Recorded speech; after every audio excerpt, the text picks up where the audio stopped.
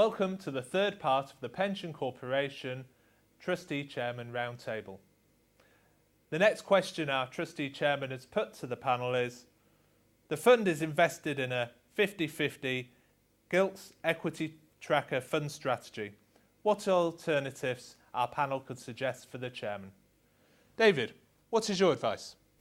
Out of all the issues and questions the Trustee Chairman might have, this is the most difficult one to give, if you like, an off-the-cuff view to. You really need to roll back. When you're thinking about investment strategy and targets and that sort of thing, you need to roll back to looking at, firstly, what's the long-term aim and objectives of the Trustee Board? For example, is it to buy out in 10 years' time? So you've got that long-term objective sorted out. You then ask, well, what level of contributions can I rely on? And that rely on, it might not be the level of contributions I ask for, but what level of contributions can I rely on in my planning from the sponsor? So you sort that issue out. You then go to saying, how much risk am I prepared to take and how much volatility am I prepared to take given my own perspective and the sponsor as it exists? And you try and put those all together, and that will give you a sort of view on the sort of investment return you need to seek to make that all work. Now, it may be that investment return comes with just too much risk, in which case you have to go back to your original strategy and say, well, I can't achieve it. I've got to sort of look again at that or think of something different to do.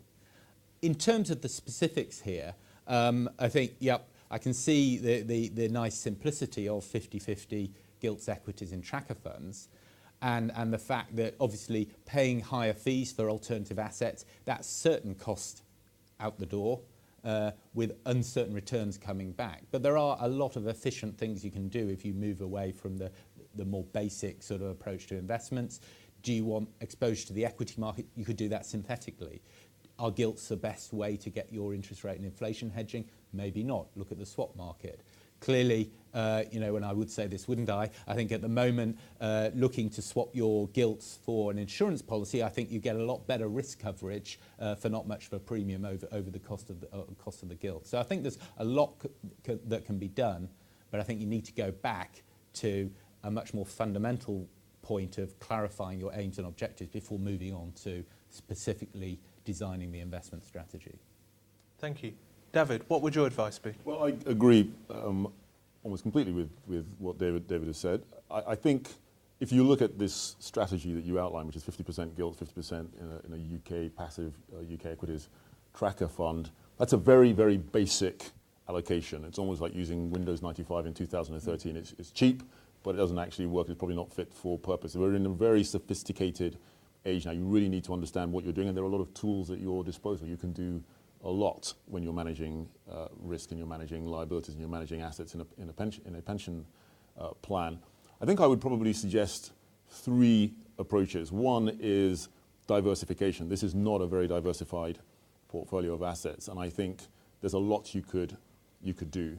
You could, for example, move out of gilts. I mean, they're not particularly, we'll come on to this in a second, not particularly efficient. So credit, illiquid credit, there's a huge amount you could do. And the whole principle of diversification, it doesn't always work. In extremis, everything goes down, I guess, as we discovered in the global financial crisis. But the basic principle is that there are some assets that will go up as other assets go down. So, for example, equities might fall as your commodities or your gold or your oil goes up. And now that's quite a sophisticated science, understanding how you put different assets together in such a way that you're optimized. So diversification. The second is efficiency.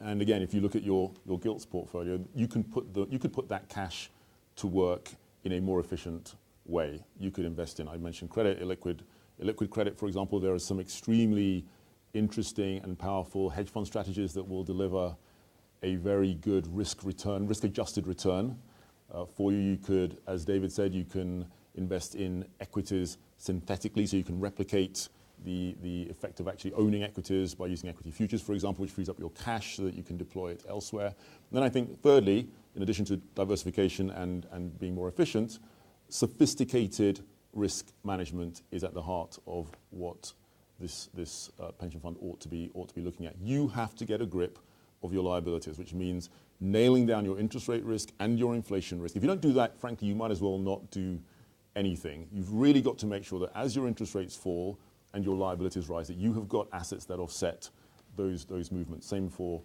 your inflation risk. How do you do it? Well, using a mixture of probably some gilts. You'll need some gilts in the portfolio, fixed income bonds, but certainly using derivatives, using swaps, either interest rate or inflation swaps or inflation swaps. There's a lot you can do. So there's a lot of sophistication that you can bring to the mix in 2013. Thank you. Raj. So this is obviously a trustee chairman that does like simplicity. And while I'd echo some of the comments that have been made, I'm not sure I'd agree with all of them. The ideas I would suggest for this trustee chairman to be thinking about, I'd certainly acknowledge that there is an issue around gilt investments and whether gilts are fit for purpose.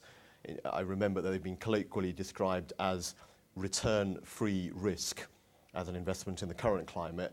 And certainly in a pension scheme context, if the chairman is thinking that gilts provide some kind of risk protection, I would seriously question and want to analyse whether they do provide what he thinks they are. Because for sure, almost, the case would be that they don't provide a very good cash flow match.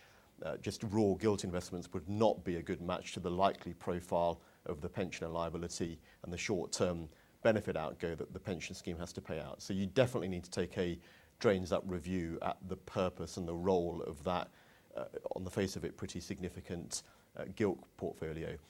Whether the solution is to buy out or buy in or swap it for another kind of asset or whatever, I think that remains to be seen. I mean, in fact, there is a middle ground idea that we've been developing at PwC called a cash flow buy-in, where you don't try and buy in or buy out individual members, you just try and replicate the cash flows better in exchange for a gilt portfolio that doesn't otherwise match the cash flows. So there's all sorts of ideas that can still preserve the apparent desire for the trustee chairman to keep things simple and straightforward, but achieve the objectives and goals better.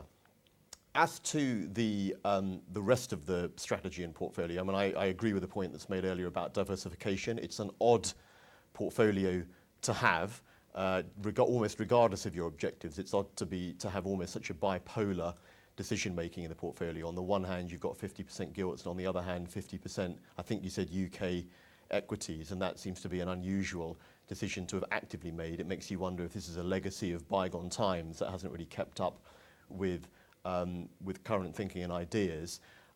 Perhaps though the kind of final point I'd just throw in, if you are trying to develop strategies, I would definitely sound a note of caution around getting too absorbed with what we call interest rate risk. Because I'm not sure that interest rate risk is a real risk for pension schemes. When you look at the benefits that a pension scheme has to pay, they are related to inflation, certainly, and also how long members live. That's effectively what governs how much benefit outgo you have to pay. The formula for a pension a member gets is not usually related to interest rates.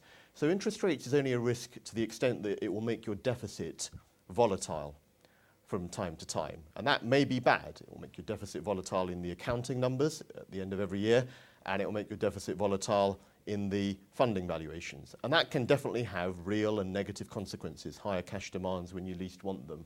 But I think that sponsors and trustees should be clear about really how painful or not interest rate risk might be before they potentially lock down the prospect of future returns just because they feel they need to hedge that apparent risk. Very much. Just had a couple of thoughts there. Firstly, on the points Dawid made about the sophistication and complexity. One of the, I guess, benefits of being an insurance company is we are forced to sit down, consider all our risks, and put actually a monetary value on them, which is said, because we're running this risk, we have to hold this amount of capital to protect ourselves. And we do that for operational risk. So the more complex we make things, the more capital we have to hold. It's not a discipline that pension funds are forced to do. Good pension funds will do it. They will develop their governance budget, and part of that governance budget is complexity. So when looking at more sophisticated strategies, you do need to take into account you're upping the chance that you won't quite end up doing what you thought you were doing. Clearly, it's quite easy to adopt a 50-50 gilts equity strategy. It's more difficult to do some of the things that Dawid was mentioning and have that increased level of sophistication. And just one other point where Raj was mentioning how how important is interest rate risk for a pension fund. I mean, clearly it's more of a risk for the sponsor because it has to show the deficit in its accounts, etc. It is a risk for the pension fund if you get an event where the employer is going to go insolvent, because you are then a forced buyer, effectively, of interest rates at that point. So that's only a small proportion of pension funds, but it's a fairly catastrophic scenario where you're not protected against interest rate risk and you become a forced buyer, effectively, of insurance or PPF liabilities at that point in time. And I think if I can just maybe quickly just add to that, I think interest rate risk, in my view, is certainly a risk in that, so the point that Raj was making was that as interest rates fall, so the deficit gets bigger, and that trigger, there are certain consequences that flow from that. And you might also go on to say that all those who did take out interest rate protection are now sitting on an asset that has gone up hugely in value and are actually the pension funds that are in the best position. So I certainly think hedging historically against interest rate risk I can't think of any pension plan that has done it and regrets it. I would also just talk about this point about complexity that David made. I think it's absolutely true that it is getting more and more complicated, and it may be that there are many pension plans which cannot actually deal with the complexity. But it is a complex. Let no one be confused on this point. Running a pension plan in 2013, being buffeted by the winds that we are experiencing, is it's like flying an airliner over the Atlantic in a very, very difficult condition. So it is difficult. You can't get away from that. How you deal with that is obviously a big and a crucial question. But these are very difficult times. Thank you.